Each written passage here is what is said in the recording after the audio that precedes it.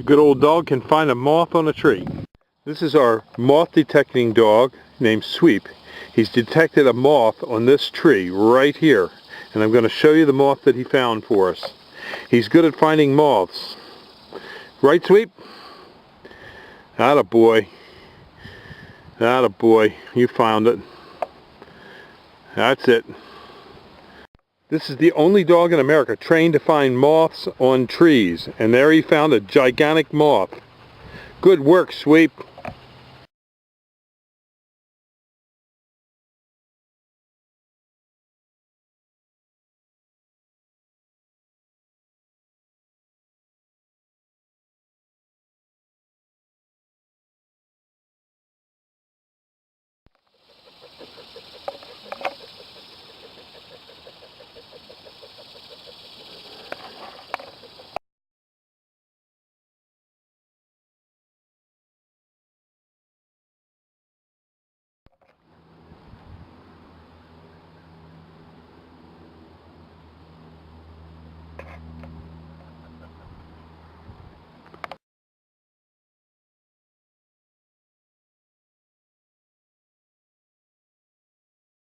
We trained this dog to find moths and such critters as bagworms on our trees in our nursery, so that we can find small bagworms or large bagworms, and he can find all kinds of bugs as well.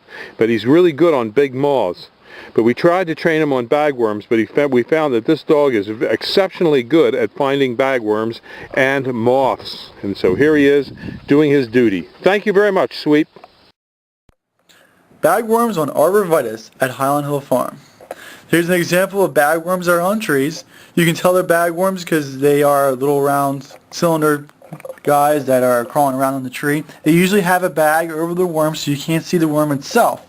And they use the foliage that they eat off the tree to camouflage their bags. Most of the time when we see bagworms, we go over and we take them and we squeeze them with our fingers just to kill them because there's not a lot of them. But if you go see there's a whole bunch of them like there is on this tree, you may have to spray. And there's an economic threshold where it's worth spraying or it's not worth spraying. You have to see if it's worth it or not. If it's on multiple trees, sometimes you may not see a lot of damage, but there could be one or two. So what we do is we spray them and then we take a sample to see how many of them have died in the sample. Now when you take the sample, you can't squish them in your fingers because that wouldn't make the sample right.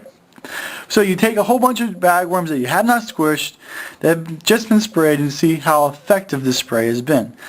Now this has been sprayed 3 days ago, so the sample that we've got is about 20 bagworms there, maybe give or take a couple of them. And we line them up all in rows kind of so we can see which ones are going to move or not. After we line them up, we let them go for a little bit and see how many of them are still alive. Now just because it's still alive after being sprayed for 3 days doesn't mean that it's dead. It could mean that it's sick, it could mean that the poison hasn't taken effect yet. It is always better to spray a bagworm when it's young. The smaller the bagworm is, the more often it has to eat in order to grow.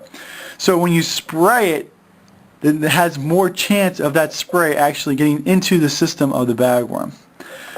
So we sit here for a little bit and we take a look at the bagworms and we see how many of them died. Now after we figure out how many of them died, we can kind of figure out how well the spray works. Because if most of them died, we don't have to spray again because it hasn't reached that threshold where it's worth us spraying or not.